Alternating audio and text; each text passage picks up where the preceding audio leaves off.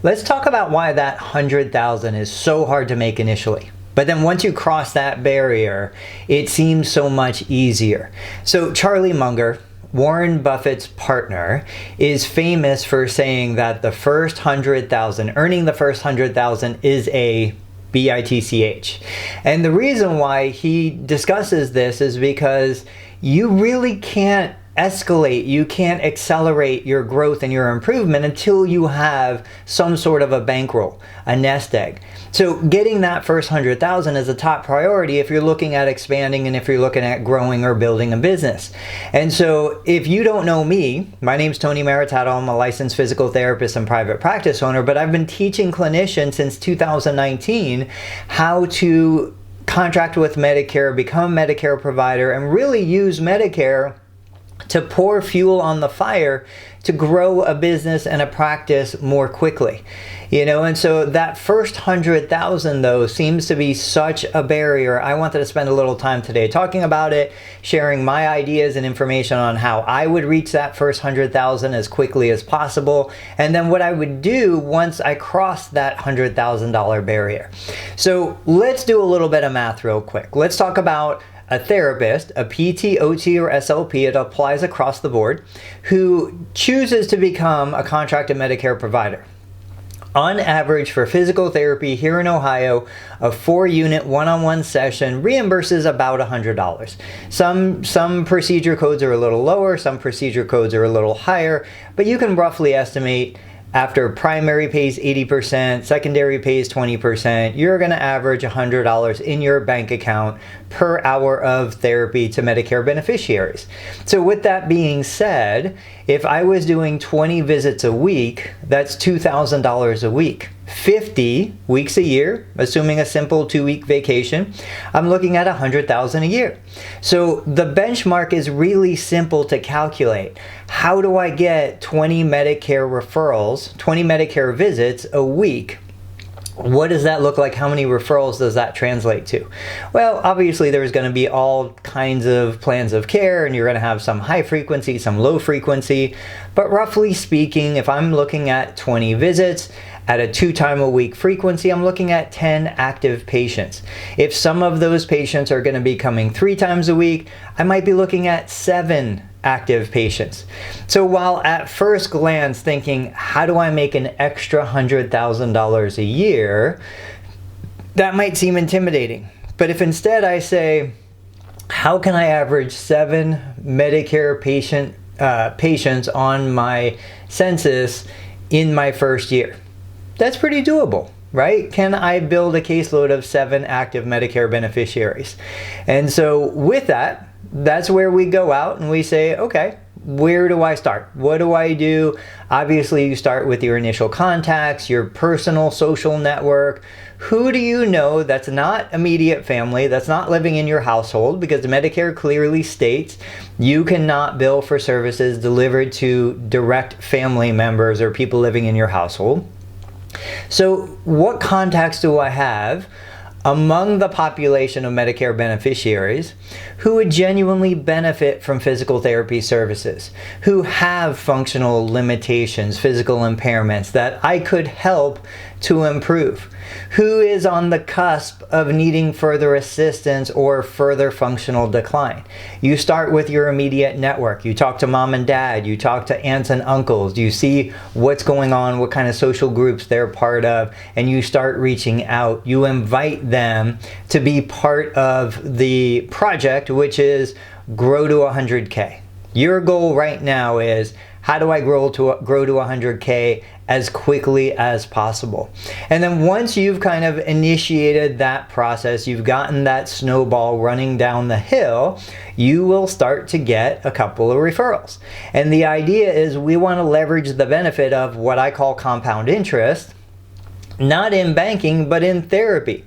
So you get an individual, usually it's a female, usually it's a spouse.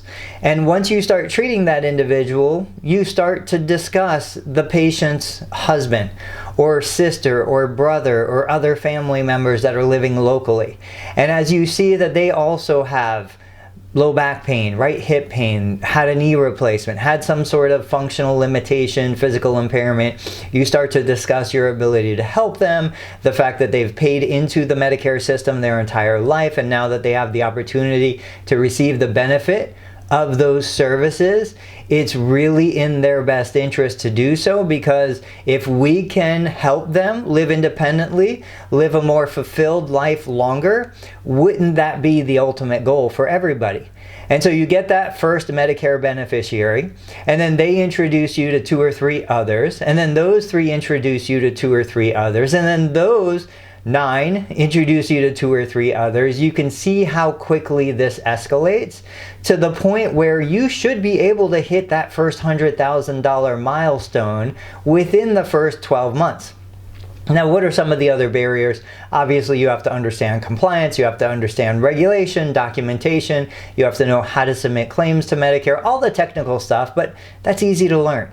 That's the stuff that I've been teaching since January of 2019. The name of the course is Zero to Paid. You can find a description down below. But what's more important is once you reach that milestone, you ask yourself, what is the next step? Where do I go from here? How do I go from 100,000 to 500,000 to $1 million to 5 million? What are the goals that I am working toward? For me, personally, and this has been my goal, my wife's goal since the very beginning. We started our practice back in 2001.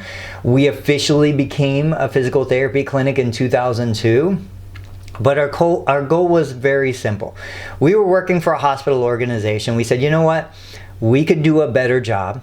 We could deliver a better patient care experience, and we could probably make more money in the process. And then as the business grew, as the business developed, we found ourselves in a situation where we were doing all of the patient care, but we were also doing all of the other stuff, right? We were cleaning the toilets, we were sweeping the floors, we were doing all the marketing, we'd go to all the physician luncheons. Every fire that happened in the organization would come to us. We would do all the hiring and firing, we would solve all the problems.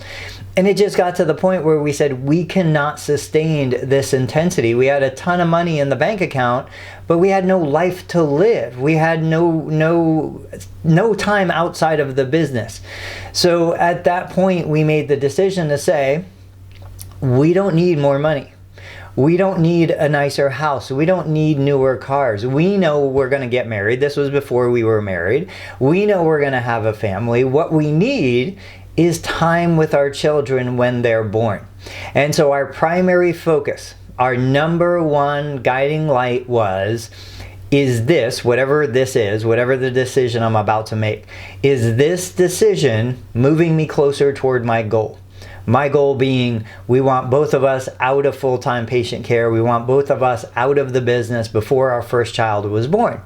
And so we achieved that goal for my wife. My oldest son is 13. She's been out of patient care for 13 years. I still go into the clinic 2 or 3 half days a week because I enjoy patient care. I enjoy what I do, but I don't do that to earn a living. The business is what pays my income. The business is what provides me financial security. The patient care is what I do for fun, right? And so I don't ever want to blur those lines. I don't ever want to be in a position where I think I have to treat this patient to pay my mortgage. I don't ever want to think I have to treat this patient or bill another unit to pay my car payment. I want to be comfortable. I want to be happy. I want to be financially secure. And I want to treat patients because I enjoy treating patients, and I can make those decisions based on what I believe is best for the patient. So if you are looking at scaling from 0 to 100,000, I applaud you first, and I'm telling you right now, this is the hardest challenge. Once you get past that initial 100K, the next 100K is infinitely easier because now you have breathing room, you have resources, you can start to hire, you can start to build a team if that's the direction you want to go.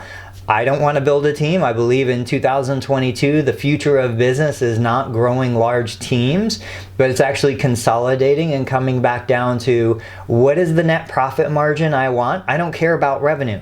I want to know how much money is going to go into my bank account and stay in my bank account. And then how do I leverage technology to allow me to achieve that goal? right? What is the number that allows me to say, you know what, more money than this doesn't really mean anything to me.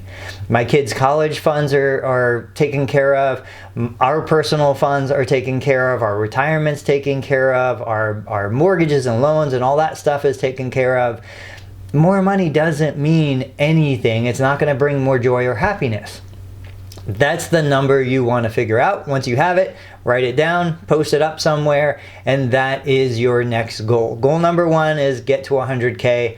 Goal number 2 is how do we now get to your goal? And every time you make a decision, you ask yourself, is this moving me toward that goal?